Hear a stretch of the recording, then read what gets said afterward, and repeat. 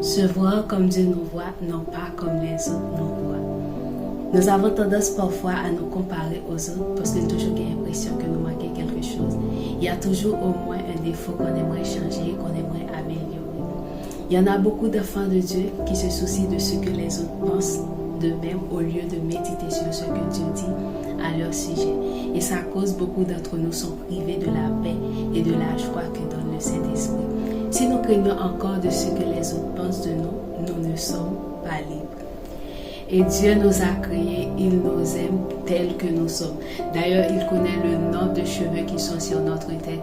C'est pourquoi, parfois, il est vraiment attristé, les que nous avons dévalorisé tête nous, les que nous avons de répéter, tout ça que nous parlons, mais la caille nous.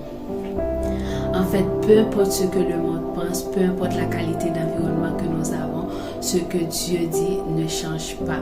Alors que les circonstances, les personnes autour de nous changeront constamment, mais Dieu, il reste le même. Parce qu'il a dit, il nous aime d'un amour éternel, c'est pourquoi il nous conserve sa bonté.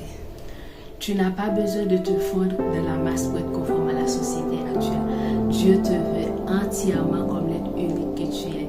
Et il t'appelle à explorer chacun de tes particularités et des dons qui te sont propres pour lui rendre gloire. Si tu décides de laisser manifester dans ta vie, mets ta foi dans ce que Dieu dit de toi, peu importe l'opinion de ton entourage.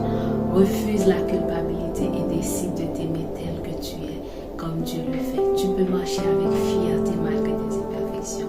Que Dieu vous bénisse.